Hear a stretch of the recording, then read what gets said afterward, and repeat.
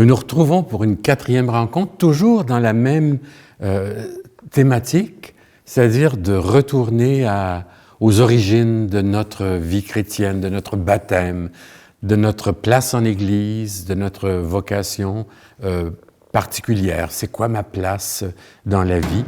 Et je vous disais qu'à chaque moment, à chaque saison spirituelle, j'aimerais proposer un texte de la Bible, de l'Évangile, pour éclairer cette dynamique. Alors, la dynamique de l'enfant, la dynamique du retour à la source qu'on a chantée en disant « naître et renaître de l'eau et de l'esprit », ça nous fait penser à Nicodème. Et j'aimerais vous présenter Nicodème, mais dans ce qu'il fait comme démarche et dans ce qu'il veut. Un vieillard qui est en train de redevenir un enfant. À l'Évangile de Jean, chapitre 3. Il y avait parmi les pharisiens un homme du nom de Nicodème, un notable des Juifs. Il vint de nuit trouver Jésus et lui dit « Rabbi, nous le savons, tu viens de la part de Dieu comme un maître. Personne ne peut faire les signes que tu fais si Dieu n'est pas avec lui. » Jésus lui répondit « en vérité, je te le dis, à moins de naître d'en haut, nul ne peut voir le royaume de Dieu. » Nicodème lui dit « Comment un homme peut-il naître étant vieux? Peut-il une seconde fois entrer dans le sein de sa mère et naître? » Jésus répondit « en vérité, je te le dis, à moins de naître d'eau et d'esprit, nul ne peut entrer dans le royaume de Dieu. Ce qui est né de la chair est chair, ce qui est né de l'esprit est esprit. Ne t'étonne pas si je t'ai dit, il vous faut naître d'en haut. Le vent souffle où il veut, et tu entends sa voix, mais tu ne sais pas d'où il vient, ni où il va. Ainsi en est-il de quiconque est né de l'esprit. » Nicodème lui répondit, « Comment cela peut-il se faire? » Jésus lui répondit, « Tu es maître en Israël, et ces choses-là, tu ne les saisis pas? Je te le dis, nous parlons de ce que nous savons, et nous attestons ce que nous avons vu, mais vous n'accueillez pas notre témoignage. Si vous ne croyez pas quand je vous dis les choses de la terre, comment croirez-vous quand je vous dirai les choses du ciel? Nul n'est monté au ciel, hormis celui qui est descendu du ciel, le Fils de l'homme. » Et le texte continue comme ça, comme un enseignement. Je me sers du personnage de Nicodème parce que on est proche parent de lui, du moins les adultes dans la foi, on lui ressemble. C'est une rencontre très importante entre ce qui va devenir 2 amis, Nicodème. Il voit en Jésus, le texte le dit, le Maître qui est là de la part de Dieu, qui accomplit des signes remarquables, mais il cherche à comprendre la personnalité et l'enseignement de Jésus, et en faisant ça, il devient un disciple. Il retourne à ce que ça veut dire être un disciple. Et c'est lui qu'on va retrouver à la fin de l'Évangile, quand avec Joseph d'Arimathie, on réclame le cadavre de Jésus à Pilate et on lui dit, on va avoir le corps pour faire le rite d'embaumement, le mettre au sépulcre, parce que c'était la grande fête pascale. Alors, on va considérer tout de suite en partant Nicodème, maître en Israël lui aussi, mais comme un sympathisant de Jésus. Alors, il est là, mais à cause de sa recherche, même s'il est avancé en âge, et puis s'il a une espèce de notoriété publique, il est reconnu, Nicodème arrive avec sa question. Appelons-le Nicodème le questionneur. Et Jésus va insister sur l'importance de Nicodème, pharisien. Alors les pharisiens, c'était les grands protecteurs de la tradition. Alors pas les pharisiens, au fond, les défenseurs de la loi de Moïse, défenseurs acharnés de la tradition juive, un des notables juifs, donc quelqu'un d'accompli, qui est pratiquement en fin de parcours, maître en Israël. Alors ça veut dire un adulte pratiquement ou presque un aîné. Pourquoi? Par le contenu de sa question. Ce n'est pas un enfant qui poserait une question comme ça. Il rencontre Jésus de nuit, c'est-à-dire de nuit, le texte le dit, discrètement. Probablement par peur de ses co-religionnaires, pour pas trop se compromettre. Et pourtant, dans la nuit, il s'approche de quelqu'un qu'il appelle Rabbi et reconnaît dans ce Rabbi le maître qui vient de la part de Dieu. Donc, on est rendu plus que dans des questions de réputation, là. Il voit qu'en Jésus, il y a Dieu qui fait son travail. Donc, c'est presque un disciple, un sympathisant, qui, avec sa notoriété, va poser un geste qui le compromet et qui va l'amener beaucoup plus loin que sa question. La question est importante. Nos questions sont importantes pour la foi. Dans les écoles rabbiniques, vous savez qu'il y avait des centaines et des centaines de prescriptions à la Torah, des modes d'application. Alors, les écoles de rabbins faisaient des joutes théologiques et intellectuelles autour d'une question. On débattait une question, puis des fois, il y avait des conflits idéologiques pour savoir dans quel sens il fallait faire respecter la loi le mieux possible. Alors, dans ces écoles, on pense que s'il est rabbi, il a fait des écoles rabbiniques. Le fait qu'il pose une question, elle est très pertinente, hein? L'engendrement. On vient au monde une fois, c'est tout. On ne peut pas revenir au monde, ça ne se répète pas. Ça, c'est la question du débat théologique juif. Mais le texte en grec ne parle pas de naissance, il va parler d'engendrement. Ça, c'est fort. Comment c'est possible d'être engendré une autre fois? Alors là, on est plus que quelqu'un qui s'approche de nuit et qui dit « Salut Jésus ». On va plus loin que la politesse orientale. On entre dans le débat, renaître d'en haut, renaître aux choses du ciel, renaître aux questions de Dieu. Alors, le bon vieux Nicodème, tout authentique qu'il soit, est en train de s'embourber dans sa logique et s'enferme dans une question. Comment est-ce que c'est possible de renaître physiquement une autre fois? Et dans ce dialogue, Jésus s'occupe de sa question. Il ne la met pas de côté. Malgré l'ignorance, malgré la curiosité de Nicodème, Jésus propose une nouvelle interprétation. Il va lui parler de renaître d'eau et de l'esprit. Ça, il faut être dans l'Évangile de Saint Jean pour comprendre que c'est écrit, bien sûr, des années et des années après la résurrection. C'est comme si Jésus disait, pour se transformer, pour être engendré, il faut retourner à une source intarissable. C'est pour ça qu'on chantait au tout début, naître et renaître de l'eau et de l'esprit. Souvent, nous autres, on aura besoin de retourner on parlait de nos origines, de retourner à, est-ce que ma religion est encore bonne pour moi? Est-ce que ma foi tient toujours? Est-ce que je peux considérer m'appeler encore chrétien ou chrétienne? Un peu le questionnement de Nicodème. Nos questions sont très importantes. Alors, l'Évangile développe un enseignement. Ce qui suit dans le texte que vous avez entendu, c'est Jésus qui enseigne. Le Fils de l'homme qui est descendu du ciel, sur l'amour infini de Dieu pour le monde, et assure quoi? Le salut, la vie éternelle. Il fait changer de registre Nicodème. Et dans ce sens-là, j'aime beaucoup l'expression d'un juif, d'un historien, d'un théologien qui apprend à nous redonner les mots en hébreu. Nicodème devient un appreneur. Ça n'existe pas en français.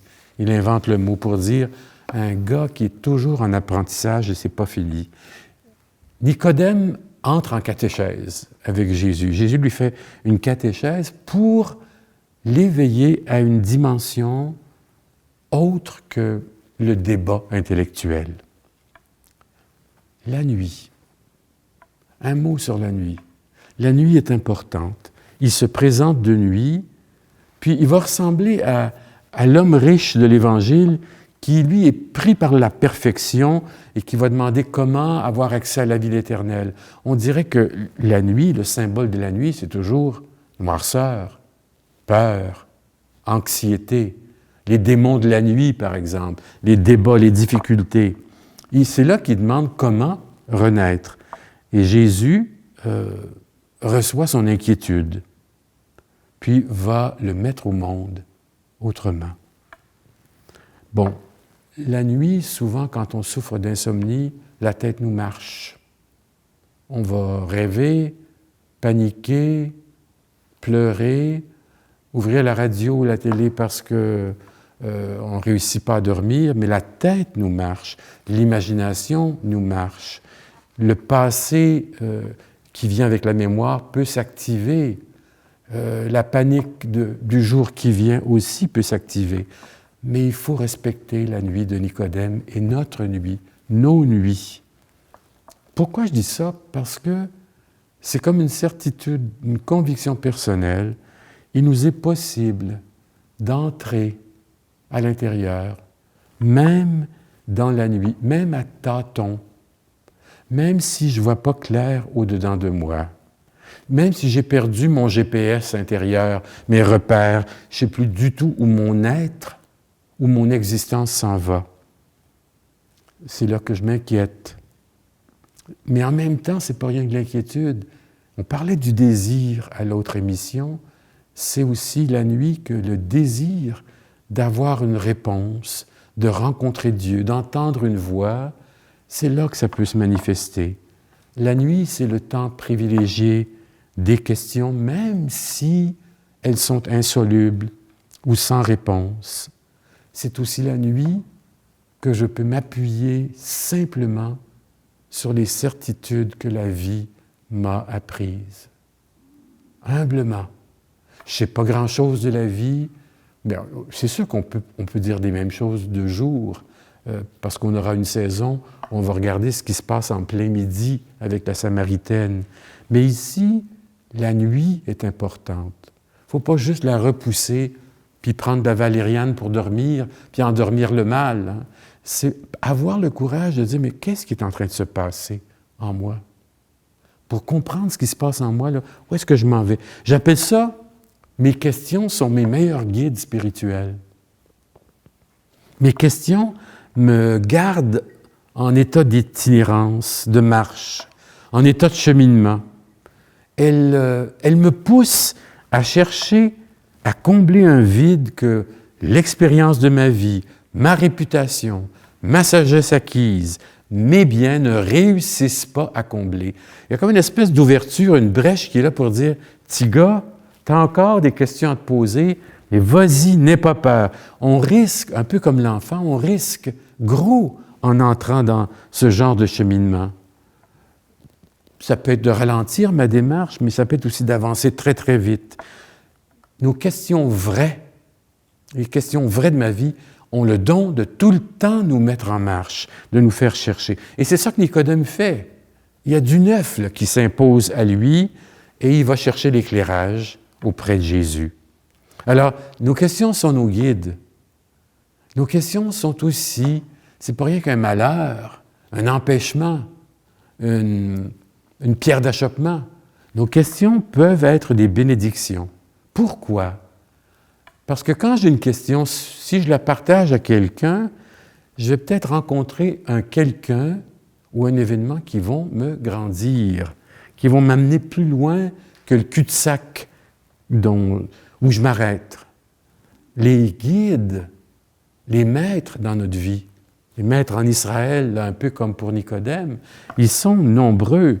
Ça peut être une personne en chair et en os, un ami, un conjoint, une conjointe, une personne que je vois de temps en temps durant l'année. Ça peut être aussi quelqu'un qui est décédé. Le rappel de quelqu'un qui m'a ouvert du côté de la vie intérieure. Un témoin. La sagesse d'un vieillard ou le courage fou d'un enfant. Il y a des petits-enfants, des fois, que par une question, ont le don de nous faire marcher. Je me souviens, quand j'avais 12 ans, j'étais dans un collège, puis on avait un responsable de groupe qui s'est levé de mauvaise humeur, puis pour toutes sortes de raisons qu'on ne connaissait pas. Puis un petit ami d'enfance, 12 ans aussi, a juste demandé au père en question, « Père, est-ce que vous avez mal à la tête? » Le père s'est arrêté, a réalisé que l'enfant, le jeune, l'amenait à reconsidérer comment il se comportait, à réévaluer pourquoi je suis de mauvaise humeur aujourd'hui, qu'est-ce qui se passe. Au fond, il y a des rencontres importantes qui vont nous grandir. Et dans un sens, c'est là la bénédiction. Ça nous amène du côté d'un bel éclairage.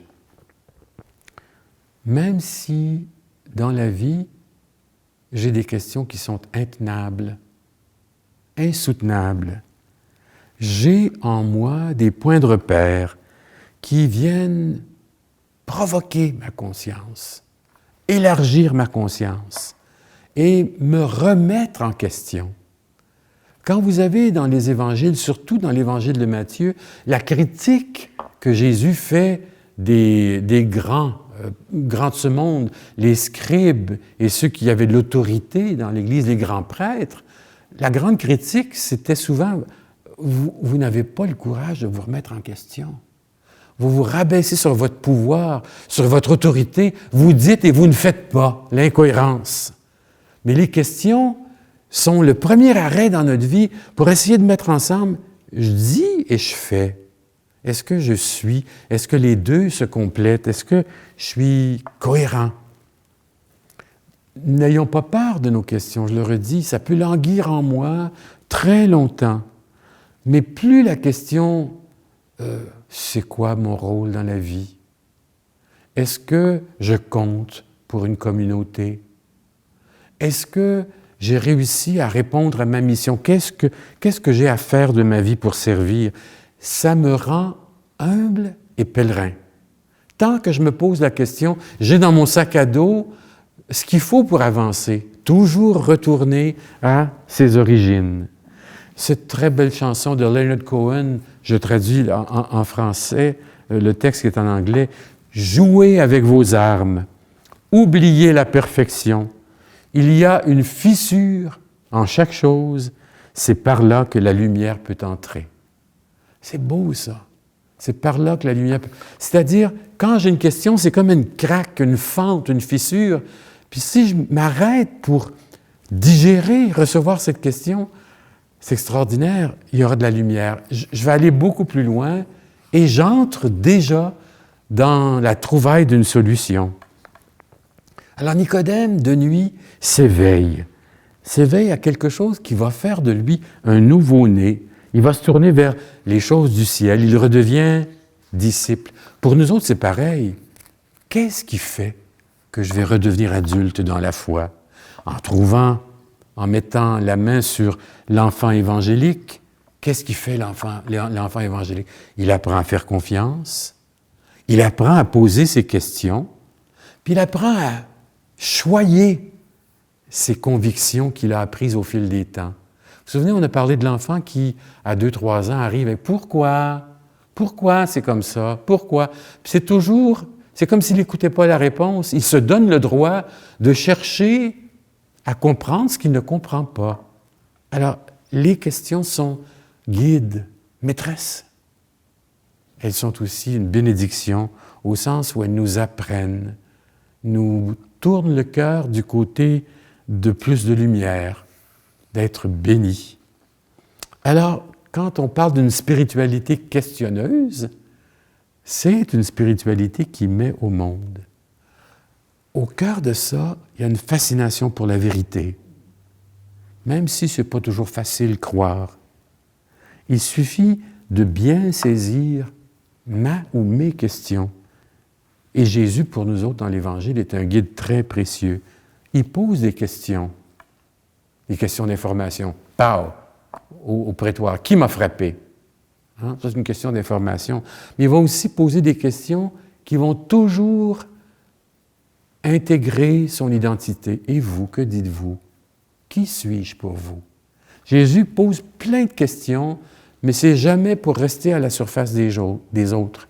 C'est souvent pour amener l'autre, les disciples ou la foule, vers une découverte d'une forme de vérité, de faire le lien entre la raison et le cœur, l'intelligence et l'expérience. Pour vous, qui suis-je? Ça fait qu'on s'arrête et qu'on arrête de penser comme tous les autres. Regardez les masses médias, tous les prophètes qui font de grandes déclarations et même qui acculent leurs questions à celles des autres ou leurs réponses. Et puis là, il y a des débats, hein? C'est une espèce de débat faussement rabbinique sur Facebook, par exemple, des gens qui se disent des bêtises, qui se contestent, qui s'accusent. C'est pas ça, là. On ne parle pas de ce genre de vérité. On parle des questions qui sont tellement importantes qu'elles nous amènent à nous arrêter, à nous remettre en question et à chercher du côté neuf, naître de l'eau et de l'esprit. Alors, je dois aimer mes questions, les respecter parce que c'est ce que Jésus fait. Jésus nous propose ses propres questions dans l'Évangile, même celles qu'il adresse au Père, sur la croix, par exemple. Alors, toutes les questions nous forcent ou nous amènent à nous situer devant les questions du ciel. Nicodème, bon questionneur, va être un bon appreneur et va creuser ce que ça veut dire. Et on suppose qu'à partir de cette rencontre capitale de nuit, où il s'est disposé, malgré sa crainte, malgré les récidives des autres, malgré les accusations qu'on aurait pu lui faire, il devient formellement un sympathisant, un ami de Jésus. Est-ce que je ressemble à Nicodème? Est-ce que j'ai comme des attitudes dans ma façon de poser les questions de ma vie? Qu'est-ce que ça veut dire pour moi, renaître? Naître de nouveau à ce moment-ci de ma vie? Puis peut-être la question la plus importante, c'est qu'est-ce que je devrais changer aujourd'hui, peu importe mon âge? Qu'est-ce que je peux changer pour revenir au monde, pour retourner à la confiance? On regarde ce qui se passe dans le monde, on a toutes les raisons actuellement. Ukraine, plus de 600 jours encore en guerre avec la Russie. Et ce qui se passe en Terre Sainte, hein, une nouvelle guerre qui va éclater sûrement en une chaîne de violence sans fin. Mais partout sur la Terre et la planète, il y a ces conflits qui amènent la question, mais pourquoi ça? Pourquoi l'Évangile, si c'est vrai, ne convertit pas plus le monde? Pourquoi, si Dieu est important et aime tout le monde, pourquoi est-ce qu'on s'entretue? Pourquoi la violence? Pourquoi le terrorisme? Ça, c'est des questions capitales, existentielles, qui peuvent devenir philosophiques et qui ont pris aussi certains dimanches à la prière universelle avec ces questions. Les pourquoi sont importants parce qu'on n'est pas endormi. On n'a pas la conscience trop tranquille pour rien. Il ne suffit pas de regarder le téléjournal à 6 heures le soir, TVA Nouvelles et puis Radio-Canada, pour être informé puis se faire une petite idée. Il faut aller beaucoup plus loin, chercher les causes, s'intéresser et s'inquiéter. Ce que je disais de la prière qui est sans trêve, sans repos, c'est la même chose ici.